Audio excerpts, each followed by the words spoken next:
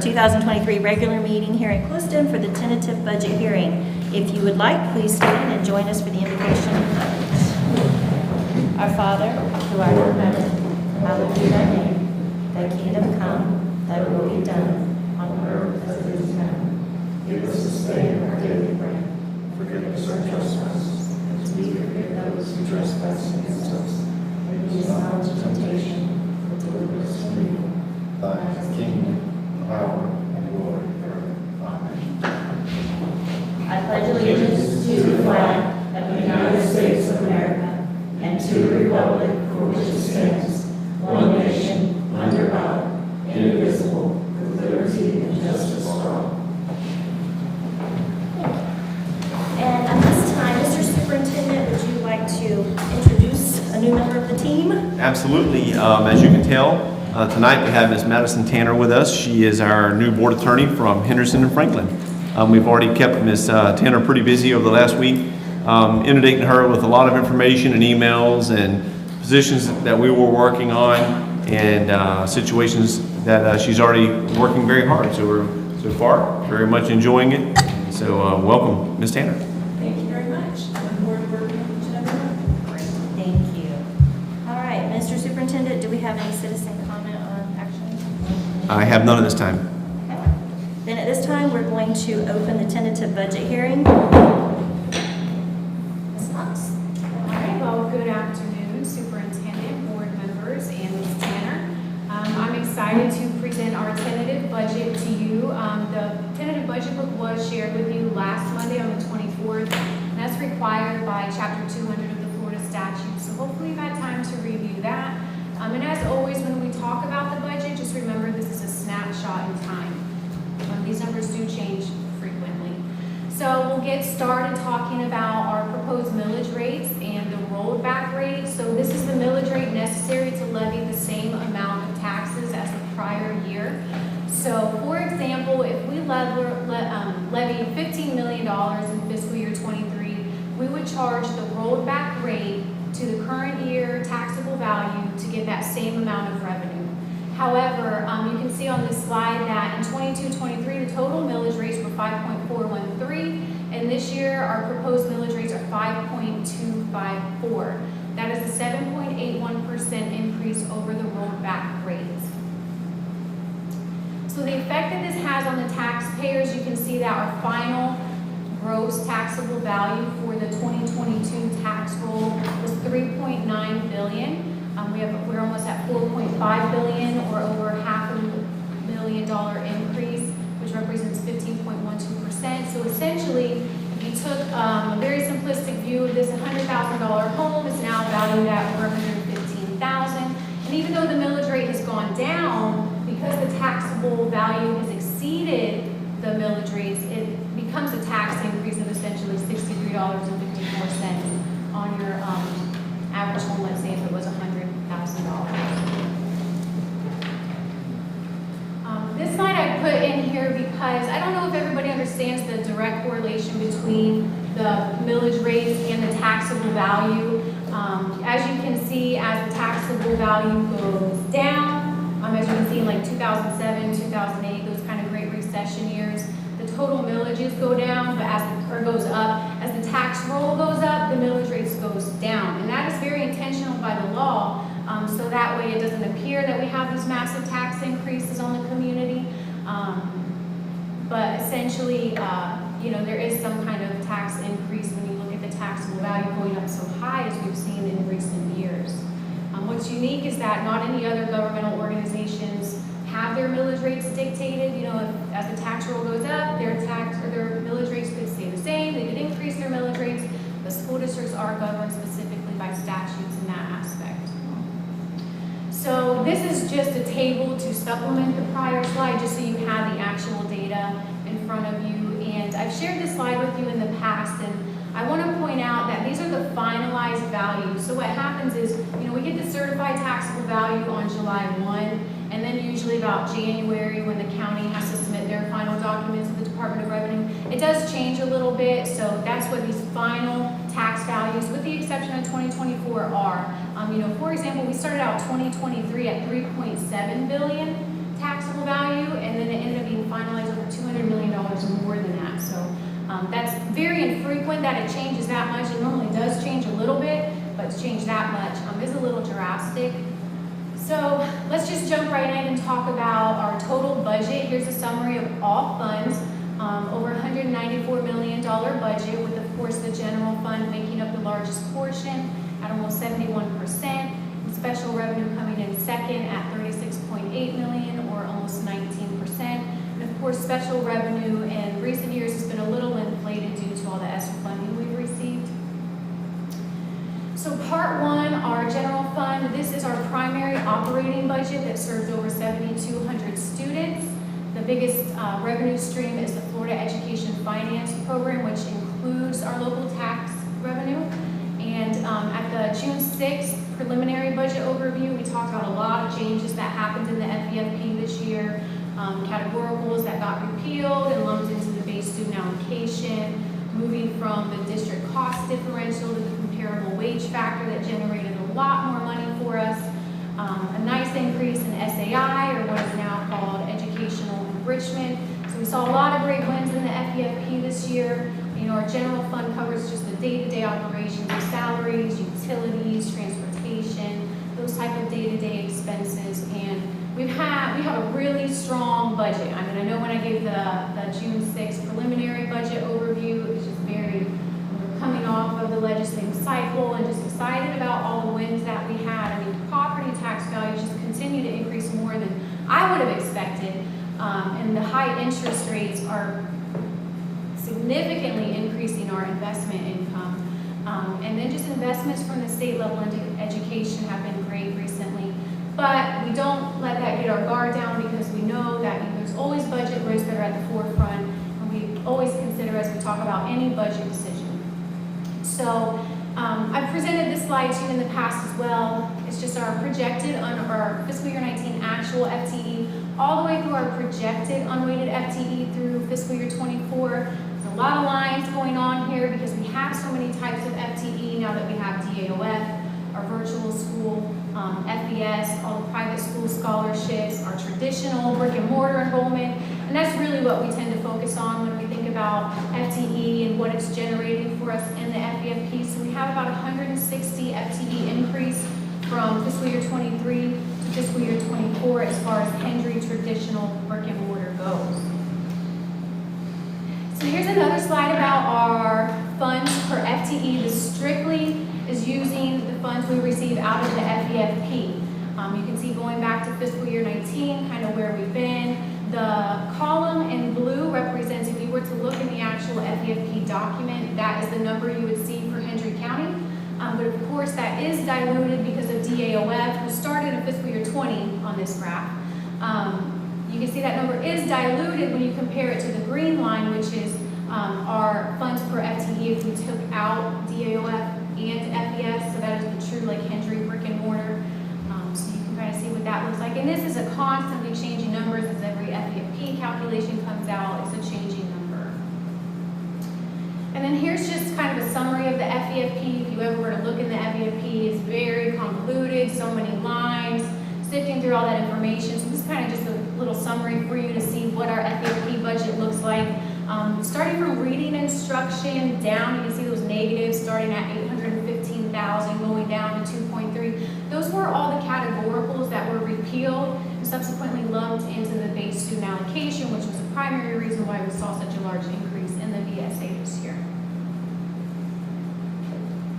This is our budget by function, and this is how we report information to the state. When you look at the AFR, you're looking in this tentative budget book, you always see things by function, by object, and I always tell people when they're just learning about these things that function is where we spend the money. So you can see instruction is the largest piece of that pie, as you would expect, at almost 60%. We have our other areas. General support would include things like the board, the superintendent, finance, HR, those type of support activities. The student and instructional support would be things like mental health, psychological services, those things that are going to support the instruction. And then maintenance and technology making up the smallest piece at 9%. We then also break that down by object code. So object code, we always tell people, is what we are spending the money on. So function is where you spend the money, object code is what you are spending the money on, and at no surprise here either, you can see between salaries and benefits make up 81% of our budget. Shouldn't be a shocker as a government organization, a service industry, that people are where our money is at. Our general fund ending unassigned fund balance, 17.8 million. I do expect this will be higher by the time we get to the final budget. And when we were at the preliminary budget, you know, we were projecting 15.2, and revenues are just skyrocketing right now. As I kind of talked about in a previous slide, like we're just in a very prosperous economy. Interest rate revenue, we are earning hundreds of thousands of dollars more in interest rate revenue than we ever have in recent years. Indirect costs that we recoup from the ESSER grants, you know, $1 million easily that we get off the top for indirect costs. So I just want to point out that importantly, you know, these are non-recurring revenues that are really driving this number up. You know, we've recouped a lot of money out of ESSER for COVID sick leave. It's compensating class size reduction funding revenue losses. So once ESSER goes away, you know, we will not see this type of increase to our ending fund balance. But right now, this is where it's at. And if we looked at our total fund balance, we're really pushing $28 million. So very healthy fund balance.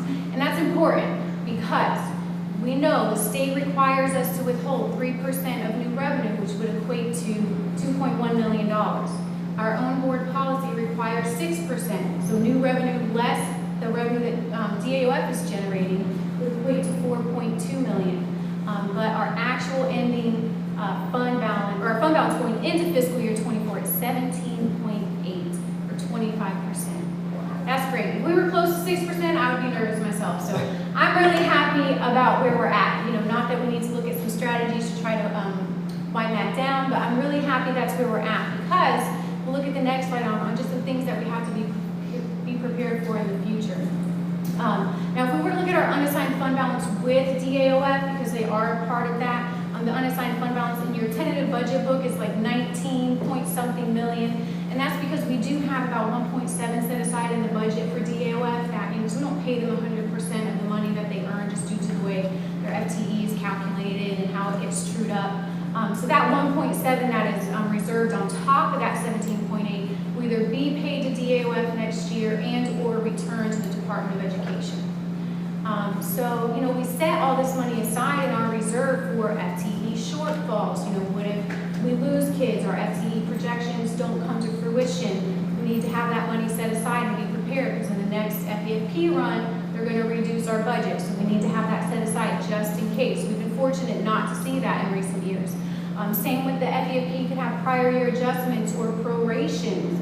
We've been very fortunate not to see significant prorations in recent years either.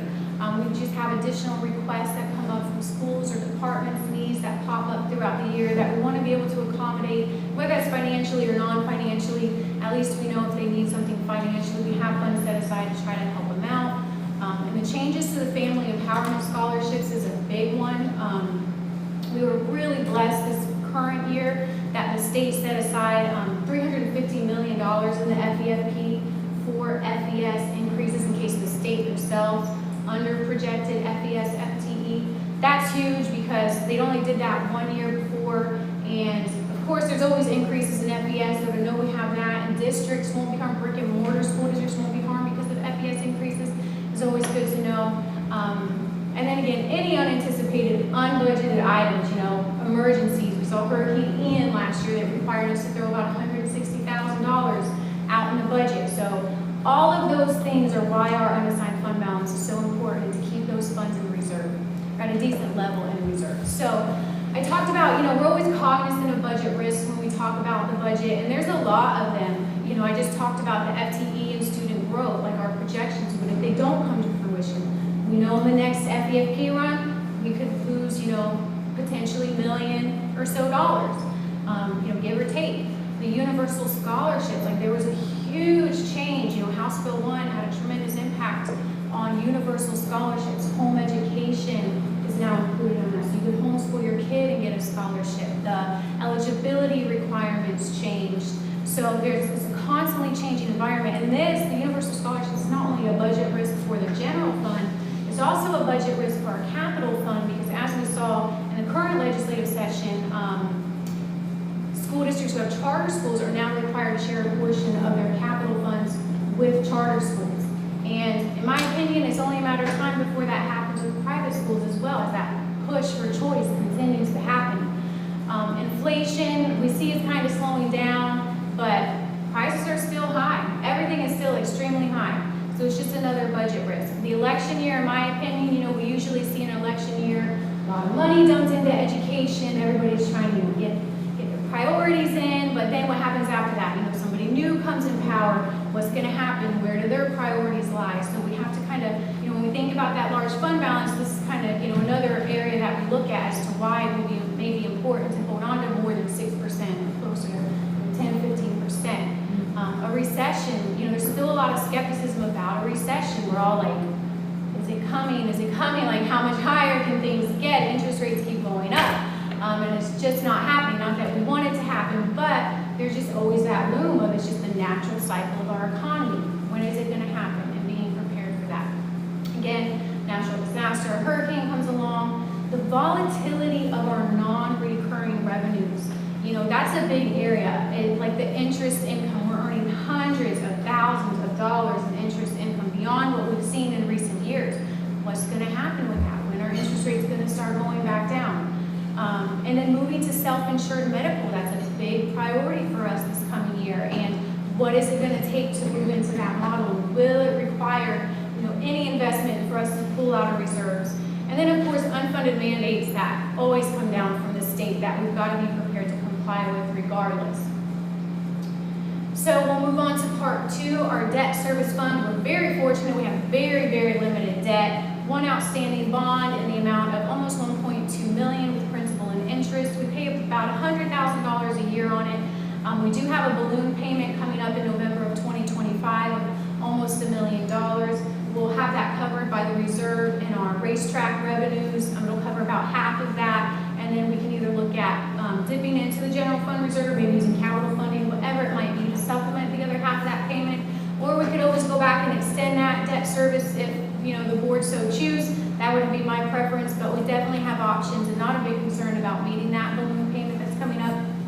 And then we also have our FPL lease energy agreement. It's not recorded in the debt service fund, it's just something that's recorded in capital, and we pay the debt from the capital fund, but that is kind of like a debt instrument. It's just not recorded in the debt service fund. So we then have part 3, our capital funds. We have CONDS, capital outlay and debt service funds that we get from the Florida Department of Education to be used like our typical capital funds, day-to-day repairs, maintenance, renovations, that type of thing. We haven't really dipped into any of that funding, which will be good in case we get special facilities. It can help supplement that payback requirement. And then we have our local capital improvement. That's the money that's generated from property taxes, about $6.4 million in revenue for that. And then our new half-cent sales tax fund, identified as $395. You know, it's formally called school capital outlay surtax. That's what you'll see it referenced in the budget book as. So we started collections in January 2023. We're very fortunate to kind of be right on target with revenue projections for the first half of the year. We're excited to see what fiscal year 24 brings. We've estimated $2.3 million in revenue, and we've been focusing those funds heavily on safety and security. Even if you look in the budget book, I think it's on page 21, the 5-year sales tax plan, you'll see that there's a lot of money in IT as well, but those IT investments are to help the safety and security and kind of beef up the IT infrastructure for the schools to accommodate the security goals that we have. So you can find the sales tax and the local capital improvement plans in the budget book on pages 20 and 21. Federal funds, these are all the funds that flow through the federal government, and to us it includes food service and special revenue or grants. Food service is made up primarily of funds we receive from the U.S. Department of Ag. They flow through Florida, the state, of course. The same with the special revenue funds that we receive from the U.S. Department of Education that flow through the FLDOE. $36.8 million budget there. Our food service provides breakfast and lunch to students. You can see in 22-23, almost 1.3 million meals served across the district. We have an $11.9 million budget that includes $3.8 million in reserves. Every student eats for free in our district. We are a part of the community eligibility program, and we partner with SEDEC, who provides all of our food service management stuff. And then you can see here I provided you with the 23-24 USDA reimbursement rate, so every meal that we serve gets reimbursed at that rate. So for the grants, or what we call special revenue, you can see here we have our federal through state, which is in the light blue. This is your typical grants like Title I, II, III, IV, IDEA, making up 39%, and then ESSER, or what's formerly called the Education Stabilization Fund, making up 61%. We're going into our last year of that, so you can kind of see the drastic difference between the two, you know, how much each is making up a portion of that pie. But it is important to note that as the year goes on and we get more grants, our typical federal through state that would be recorded in the blue, that number will go up as well. And lastly, we have Part 7, our self-insured dental fund. You can see the fund balance has been declining, and that's been an intentional decline. The fund balance was so high, rather than raise rates, we just continue to let the fund balance decline because claims have been exceeding contributions. So we haven't raised rates. We are getting to the year, we will have to raise rates. We've been saying that almost every year. But it's like, okay, we'll let the fund balance go down another year, but we have to have at least 2 months of claims in reserve, which would be equivalent to $102,000 for us at this point in time. So when the January 2024 plan year begins, we will have to increase rates. Emeritus, our dental provider, will have some proposed rates for me by the end of next month, and we'll come to you all with discussions on our plan for that. Will we stick with Emeritus, or will it, try to bundle it in our new self-insured model to try to get some like bundled savings gain there? We'll see what happens, but stay tuned for those future discussions. And that is all I have for you. So our next steps are to adopt the proposed millages, adopt the tentative budget, and then we'll have our final budget hearing on Tuesday, September 5th in this very room. Do you all have any questions before we move on to the motions? Anyone? Yeah, just a few. The racetrack revenue, I thought that was pretty much closed down with the end of horse race. Where does that money? I don't remember off the top of my head. I think it comes through like vehicle license plate registrations. Okay. Is what that comes from. So it's not really from racetrack. No, it's called like a racetrack bond or something like that. But I Right. believe it's through all the license plate revenue. The universal scholarship and the PAOF. Has there been any reduction in the number of students because people can now get a significant amount of money to homeschool rather than have them go through the online school? Are you saying has DOF experienced I'm sorry, the decline yes. due to FBS scholarships? Yes. I can't say that directly. I mean, you can see here their FTE did go down a little bit in 22, 23. I believe it's because, there was that new cap on their FTE not being able to exceed ours. That was taken away in some capacity in 23, 24. So I don't think there's a direct correlation there, in my opinion. I don't. I just thought with the new universal scholarships, that might have it, which would only start now starting in August. It's going to be very interesting. I mean, you can see for us, we had 217 FTE. FTE is not equivalent to head count, right? It could be close, but you can see that, we had a decrease in FES in 22, 23. We're projecting a significant increase just because we wanted to make sure the state had a nice cushion in our budget in case we did see a lot of kids go to that. So who knows? All districts are kind of waiting, to see what do these numbers there, look like? We've been asking the state, what do these enrollment numbers look like? Because we're all anxious to know, how is that? Are there projections coming to fruition? Is there going to be this big blow up like we saw, just a couple of years ago? So we're all kind of waiting to see. Thank you. Ms. Cox, controlled open enrollment. How does that, I know that the money follows the child to whatever district it has, but do we have an estimate on what that number figure would be for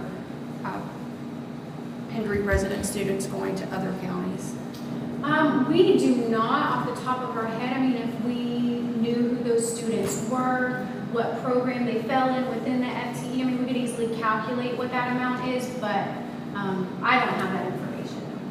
So that would just be reflected in like changes of enrollment, correct? Yes.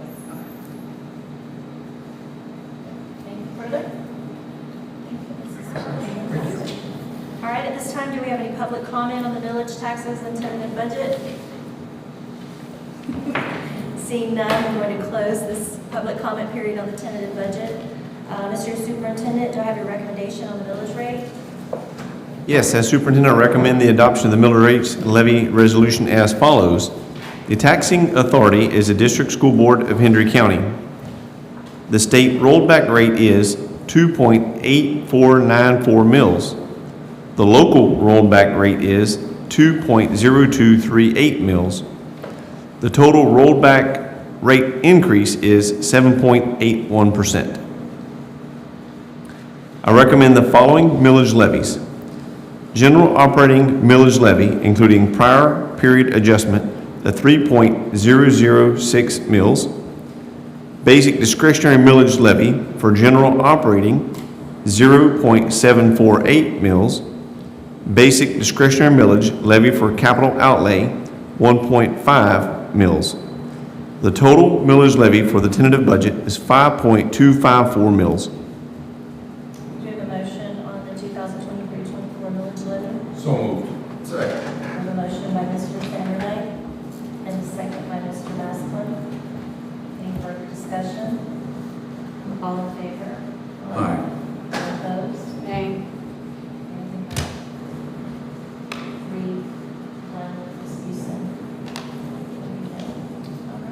Mr. Superintendent? I recommend approval of the 2023-24 tentative budget in the following amounts. Fund 1, General, $137,972,346. Fund 2, Debt Service, $580,587. Fund 3, Capital Projects, $18,051,518. Fund 4, Special Revenues, $36,873,579. And Fund 7, Internal Services, $912,765, for a total budget of $194,390,795. Do you have a motion to approve the 2023-24 tentative budget? So moved. Second. I have a motion by Mr. Masklin and a second by Mr. Zandberg. Any further discussion? Madam Chair, Yes, ma'am. so I just would like the, to make the following comments. So today, I know we all get the email from the small district lobbyist, Mr. Doolin. And I don't know if you guys had a chance to click on it today, but it was giving us some information from the Office of Economic and Demographic Research on some state averages that we have out there. And a lot of it reflected what Ms. Cox was saying, that government is really growing, government funding is really growing. And then it had some bullet points underneath it. And when I think about budgets and levying taxes, I think about the folks that we're levying taxes on. Our families, our businesses, investors, property investors, and one of the, in particular, our families and our students, because I think we, can all acknowledge that we have an incredibly high poverty rate, and so when you're living hand to mouth, it is tax increases. Particularly, a lot of our demographics are people in the rental market. They're people who are renting. And one of the things that really stuck out to me was that while we're here listening to this 25% unassigned fund balance and consumer savings rates in Florida continue to be subpar at 4.3%, and persistent inflation conditions. And that's where it really matters. Inflation really matters in a community like ours when you do have people living hand to mouth and paycheck to paycheck. And what that really what I see is like any kind of tax increase affects bottom line of every visitor and resident to Hendry County. And we have households tightening their belts and saving less because we have increases in necessities like our food, our insurance, energy, healthcare. We all acknowledge that there's a lack of workforce housing, affordable workforce housing in Hendry County. And then to raise taxes, which is ultimately going to be passed along to our renters. And I think the one that touches our heart the most there in that category of renters would be new teachers. The rental rates, I live in an incredibly modest house in a modest neighborhood, and then the rental properties around me are out of reach of most of the people that we're bringing in, even with a 6% raise. I don't know how they're doing it. And, and potential developers and businesses, the businesses we ask for support our teachers, support these initiatives. These people on these business properties, they don't have homestead protection. And I don't know if anybody looked at the preliminary property values, but holy smokes, we had huge jumps in those. And so, we acknowledge the negative effects of poverty and lack of personal resources on our students and staff, but to take more resources from them and higher taxes is just a hard pill for me to swallow. I voted last year against the budget, and when you look at the outcomes, I feel like they resulted in better decorated schools and overall unsatisfactory academics results district-wide. And then, we're so proud of giving these pay raises. They don't mean as much when you continue to raise the cost of living. And I feel like that's one of the things that's going to be happening in this budget and creating an additional burden for our business owners and our investors. So this is an economically fragile county. It has been for many years, and I just can't support a budget and millage rates that exacerbate the economic struggle of Hendry County residents. That concludes my comments. All in favor? Aye. Any opposed? Nay. 3 to 1 vote. Ms. Houston, nay vote. Motion carries. All right, at this time, I'm going to close the tentative budget hearing and adjourn this hearing.